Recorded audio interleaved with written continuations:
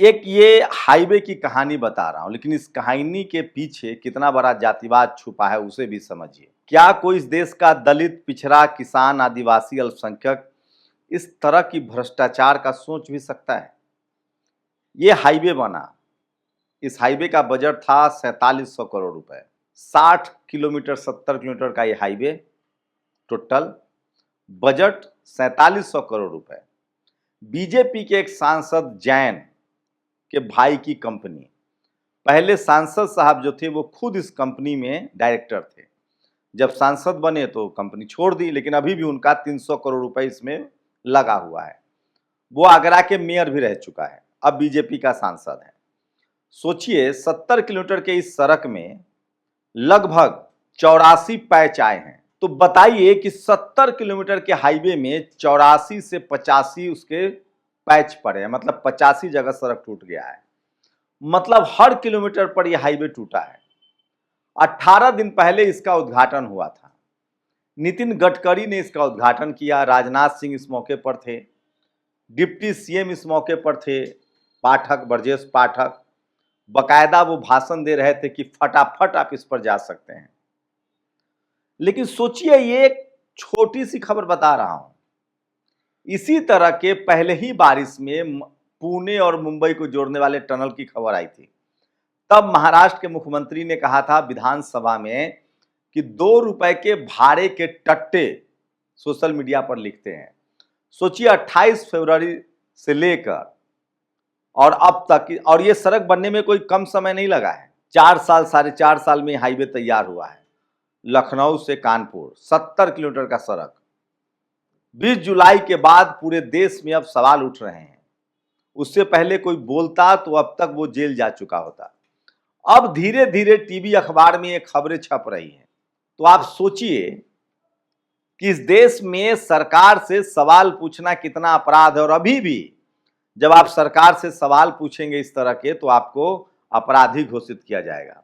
और ये जो ठेकेदार है, जिसमें बीजेपी का एक सांसद का भाई है, तीनों भाई, उस 4 भाई हैं, 3 भाई इस कंपनी को अभी भी चलाते हैं, क्योंकि चौथा भाई सांसद बन गए हैं, उनका 300 करोड़ रुपया लगा हुआ है। सोचिए, इस ठेकेदार ने, इस कंपनी ने, इसको ब्लैकलिस्ट किया गया, उसके बाद भी इसे 3500 करोड़ का ठेका मिला है। पहले भी इस कंपनी पर सीबीआई जांच हुई है। बुंदेलखंड एक्सप्रेस में भी इसका हाथ है, गंगा एक्सप्रेस में भी इसका हाथ है, आगरा लखनऊ एक्सप्रेस में भी कहा जा रहा है कि इसका हाथ है। तो सोचिए कि 4700 करोड़ रुपए कैसे लूट लिया जाता है। मतलब 70 किलोमीटर के सड़क में 80 पैच है, पंखा से सड़क सुखाया जा रहा है। कितनी बड़ी लूट चल रही है, आप इसी का अंदाजा लगा सकते हैं। इस देश में सिर्फ लूट है और कहीं से कोई सवाल नहीं, क्योंकि टीवी, अखबार चुप है। ये संस्थागत लूट है। अब आप कल्पना कीजिए कि कोई दलित, पिछड़ा मुख्यमंत्री होता और वो आरएसएस, बीजेपी का ना हो, उसकी हैसियत है इस तरह की काम कर लेने की। और सोचिए, नितिन गडकरी का नाम तक नहीं लिया जा रहा है। नितिन गडकरी ने बकायदा फीता काटा था, वही मंत्री हैं, और उस दिन भी भाषण दिया था कि अमेरिका जो है उससे भी बेहतर रोड होगा। एक बार वो बोल चुके हैं कि मुझे सऊदी के शेख जो हैं, अरब के शेख जो हैं, वो मुझे ले जाना चाहते हैं। ये तो एक नमूना है, एग्जाम्पल है। मिर्जापुर में लगभग 70 करोड़ के सड़क में उसकी ये हालत है। ये तस्वीर देखिए, अखिलेश यादव ने ट्वीट किया है। ये आगरा का हॉल देखिए, तो गंगा एक्सप्रेसवे हो, बुंदेलखंड एक्सप्रेसवे हो, पूर्वांचल एक्सप्रेसवे हो, सबको चिप्पी लगाकर चलाया जा रहा है। और ये सब प्रोजेक्ट करोड़ों का है। 4700 करोड़ में जब 70 किलोमीटर सड़क बनता है तो आप अंदाजा लगाइए। सोचिए, इस देश में स्कूल नहीं बनाए जा रहे हैं, अस्पताल नहीं बनाए जा रहे हैं, ऐसे ही गरीब को और लाचार, बेबस किया जा रहा है। और जो सड़क बन रही है वो दरअसल लूट के लिए बन रही है। क्योंकि बड़ा बड़ा एक्सप्रेसवे बनेगा तो बड़ा बड़ा लूट करने का मौका मिलेगा। गिट्टी, बालू, सरिया, सीमेंट। और नितिन गडकरी, मतलब वो तो कोर्ट भी चले जाते हैं, उन पर कोई सवाल पूछेगा तो सबसे ज्यादा स्वीट पॉइजन है, वो सीधे नोटिस भिजवा देते हैं। इथेनॉल वाले मामले पर तो बकायदा बॉम्बे हाईकोर्ट जाकर वो ऑर्डर ले चुके हैं कि कोई भी उन पर आरोप लगाएगा, जबकि पहले वो तमाम चैनलों के पत्रकार में इथेनॉल पर बोल चुके हैं। लेकिन ये जो 4700 करोड़ रुपए का ये जो सड़क की हालत है, 4200 लिख रहे हैं, 4700, मान लीजिए 3000 करोड़ की ही सड़क है, 70 किलोमीटर की सड़क 3000 करोड़ रुपए की लागत हो और वो 18 दिन न चले और पैच हो जाए। यही हालत दिल्ली और जो उत्तराखंड है, देहरादून, उस हाईवे की हुई थी। तब उन्होंने सफाई दी थी कि अरे 100, 200, 300 किलोमीटर हाईवे बनता है तो कहीं कहीं टूट जाता है। अब बताइए, इसमें तो 70 किलोमीटर में 84 जगह टूट गया है। ये सड़क बनता है फिर टूट जाता है, तो किस लेवल का लूट है इसका आप अंदाजा लगाइए। और सबसे बड़ी विडंबना कि इस लूट के खिलाफ आप बोल नहीं सकते हैं, नहीं तो आप पर FIR कर दिया जाएगा, आपको जेल में डाल दिया जाएगा। ये सारा ट्रेंड शुरुआत इसी सरकार से हुई है।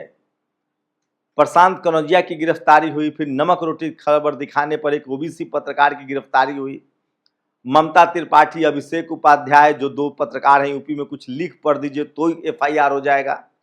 बकायदा FIR करके तमाम सोशल मीडिया पत्रकारों को डराया जाता है।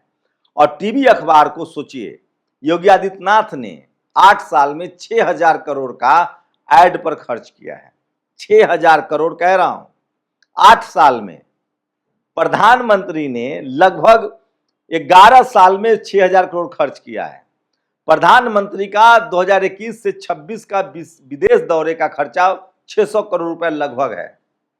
एक एक अखबार को 50 करोड़, 40 करोड़, 30 करोड़ का ऐड दिया जा रहा है। तो सोचिए, ये सब इसीलिए दवा है, ये खबरें दवाई जा रही है, लेकिन इससे आपकी किस्मत नहीं बदलेंगी। ये वीडियो देखिए, मैं एक एक करके बता रहा हूं कि देश में आज क्या क्या चल रहा है।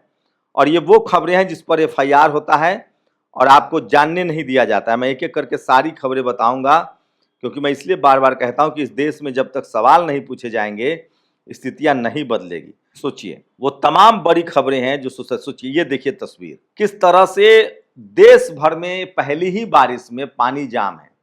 दिल्ली में लाल किला पर पानी लग गया है। बीजेपी के सारे नेता जो हैं वो खबर दिखाते रहते हैं। मोहन भागवत जेनजी से बात करते हैं, और जेनजी पता है 34 साल का ऋषभ शाह, तो बात करने वाला भी संघी, सवाल का जवाब देने वाला भी संघी। ये कुंभ के दौरान स्वच्छता अभियान, ये तमाम गाड़ियां जो है वो खड़ी हैं, कोई माई बाप नहीं है। सौरभ द्विवेदी को फिर से रांची में लोगों ने पकड़ लिया। पहले ये आज तक में थे, लल्लन टॉप में, अब इंडियन एक्सप्रेस में। ये कह रहे हैं कि हमारा अखबार सबसे ईमानदार है। चलिए, तो पुलिस वाला देखिए, गाजियाबाद में बिस्किट और चाय के लिए यूपी पुलिस के जवान पर महिला आरोप लगा रही है। तो ये तमाम खतरनाक खबरें हैं जो आप समझिए। ये खबरों से आप अंदाजा लगा सकते हैं कि टीवी अखबार को कैसे लूटा जा रहा है। संसद में सवाल पूछा जा रहा है कि अमित शाह कब आएंगे। किरण रिजिजू कह रहे हैं कि वो दिन भर कार्यालय में बैठते हैं लेकिन कार्यवाही में शामिल नहीं होते हैं। ये देखिए, राजस्थान में दिव्यांग बच्चियों ने प्रदर्शन किया स्कूल और पढ़ाई लिखाई के लिए। आप सोचिए देश में क्या हालत है। गुजरात के ऊना में जो वारदात हुई थी, उसमें से 40 में से 35 आरोपी को बरी कर दिया गया है। और अहमदाबाद में 30,000 लीटर नकली घी जब्त हुआ है। 30,000 लीटर, उसमें एक बूंद भी घी नहीं था, सब केमिकल से बनाया जाता था। ये सब सोचिए इस देश में चल रहा है, यही गुजरात मॉडल है। ये देखिए यूपी के सड़कों के विकास की गहराई, किस तरह की खबर है ये। आप सड़कें लोग नाप रहे हैं, आप इसी से अंदाजा लगा सकते हैं। और 600 करोड़ रुपए प्रधानमंत्री ने खर्च किए विदेश दौरा पर।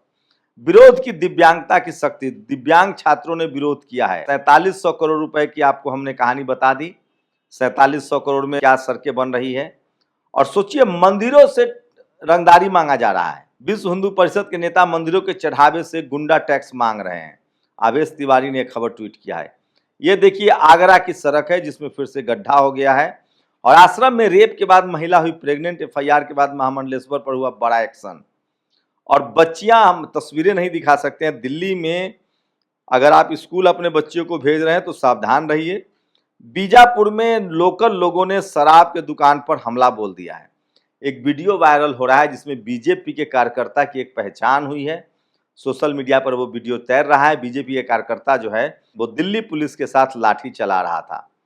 तो ये तमाम बड़ी खबरें। और विदिशा के संदीपनी स्कूल में छात्रों का आंदोलन, केवल 3 बसें और 900 छात्र।